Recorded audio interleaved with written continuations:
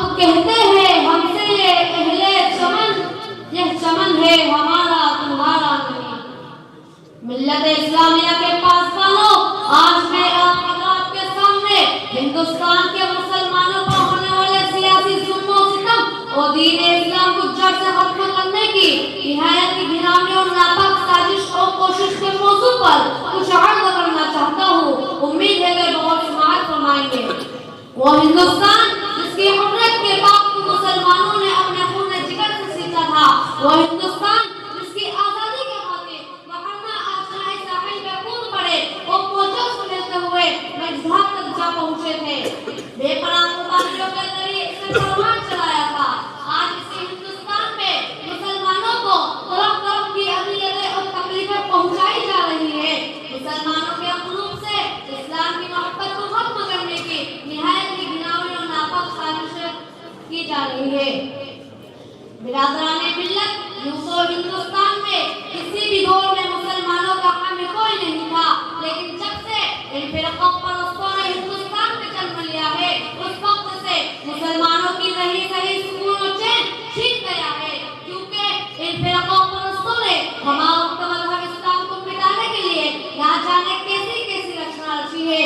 اور تو کرے کبھی وندے ماترم جیسی گندی و ناپاک جس کی نافذ کا حکم ہوتا ہے، جس کی وجہ سے نیند حرام ہو گئی تھی، آج بھی بہت سارے سنوں میں یہ گیت گائے جاتے ہیں، جس گیت میں سراسر کفر بھرا ہوا ہے، جس گیت کو ایک بار پڑھنے سے انسان خارج اسلام ہو جاتا ہے، جس گیت کو ایک بار پڑھنے سے مسلمان نہیں رہتا۔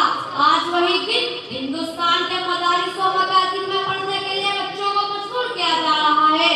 ہندوستان کے مدارس و مکاتب کو ختم کرنے کی کوششیں کی جا رہی ہے۔ ہندوستان کے مدارس و مکاتب کو دہشت گردی کا اڈا قرار دیا جا رہا ہے، اور یہ الزام لگایا جا رہا ہے کہ جتنے بھی فساد ہو رہے ہیں ان کے پیشوا لیڈر یہ ملا ہے، اس لیے پہلے ان کو ختم کیا جائے۔ اور اس کے آسان صورتیں نکالی گئی کہ اب مسلمان کسی بھی مدارس و مکاتب و مساجد کو ختم کیا جائے۔ اسی وجہ سے ہماری عبادت گاہوں پر پابندی لگا دی گئی ہے کہ اب مسلمان کسی بھی مدارس و مکاتب و مساجد کو نہیں بنا سکتے، لیکن شاید ان کو معلوم نہیں ہے کہ جب تک مسلمانوں کی سانس چلتی رہے گی اس وقت تک دین اسلام پر اور مکاتب و مساجد پر کسی طرح کے آسمان نہیں دکھے۔ ہم تمہاری دھمکیوں سے وہ بھگا سکتے نہیں، ہم تمہاری دھمکیوں سے وہ بھگا سکتے نہیں، ظلم کے آگے ہم اپنا سر جھکا سکتے نہیں۔ ہے یہی تعلیم اپنی، ہے یہی اپنا فلسفہ، ہے یہی تعلیم اپنی، ہے یہی اپنا فلسفہ، ہم زمانے میں زمانے سے ابھرتے ہوئے صدا۔ ملت اسلامیہ کے دھڑکتے دلوں، آج تمہاری عزت و آبرو کے امتحان کا وقت آ چکا ہے۔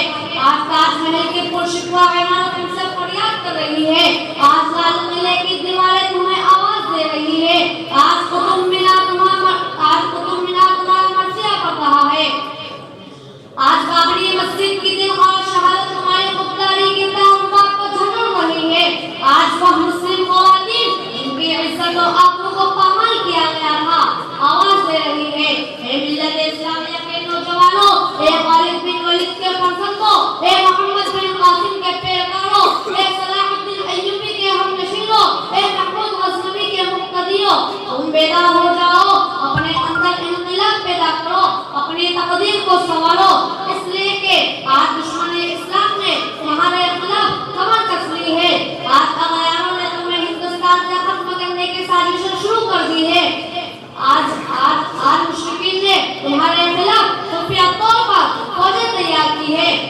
اے مسلمانوں، اگر اب بھی بیدار نہیں ہوئے اور اپنے بچاؤ کا سامان مہیا نہیں کیا تو یاد رکھیں بوسنیا کے مسلمانوں کی طرف دلیل خور ہوگے، بوسنیا کے مسلمانوں کی طرف گاجر گلی کی طرح کاٹے جاؤ گے، آپ لوگوں کا کوئی پرسار حال نہ ہوگا۔